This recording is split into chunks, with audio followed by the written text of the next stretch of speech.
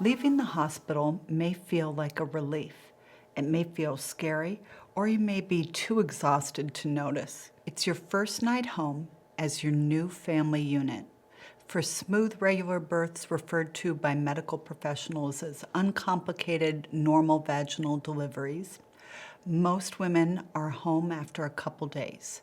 This is a bit poorly timed. Babies often begin perking up after the first 48 hours, but breast milk doesn't usually come in until day 3. A baby that's awake and hungry when your milk isn't in can be a setup for difficulties.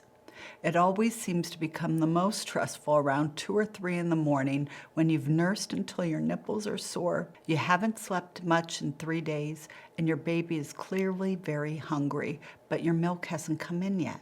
Lactation specialists may be upset with me here, but in this situation, I recommend giving 1 or maybe 2 bottles of formula or donated breast milk. Have it ready to give your baby. Why do I suggest giving a bottle? Prolonged nursing can cause blisters to form. As you can imagine, having a baby suck on your nipples while they have blisters on them is no fun. That can give you weeks of painful feedings until they heal. This is a common cause of breastfeeding failure at the 2-week mark. I'm not saying to give up on breastfeeding. I'm just recommending that if you were in this situation, give a single bottle of either formula or donated breast milk so your baby can stop being hungry, stop nursing, and give yourself time for your body to produce the milk. Once they're fed, they calm down. Once your baby calms down, you calm down. The next day, your milk will come in. Everything will be much easier, and the world will feel like a better place. Flexibility is an essential characteristic of balanced motherhood. 1 or 2 bottles of donated milk or formula will not harm your baby. It's a practical choice that it can increase the likelihood of breastfeeding success by preventing your nipples from becoming sore. You can return the very next meal to breastfeeding your baby. There are other options. You can be given a supplemental nursing system called SNS. This is basically a syringe filled with formula that leads to a tiny catheter or tube that is taped in place to drip milk right next to your nipple. This is a great way for the baby to get used to real nipples, yet get them the food they need. The problem is most moms need this in the middle of the night, their second night home or first night home with the baby. And moms usually aren't sent home with an SNS from the hospital. If your milk hasn't come in before you leave the hospital, you can ask for an SNS from the hospital before you go home. That way you have it if you need it. Many women worry when they don't feel bonded in pregnancy as soon as they thought they would. Attachment sometimes doesn't occur until a week or 2 after delivery. Having a surprise pregnancy, perinatal depression, experiencing a recent loss, grief, or trauma, all of these can delay your attachment. Having an ultrasound and learning the sex of your baby can sometimes be helpful with bonding.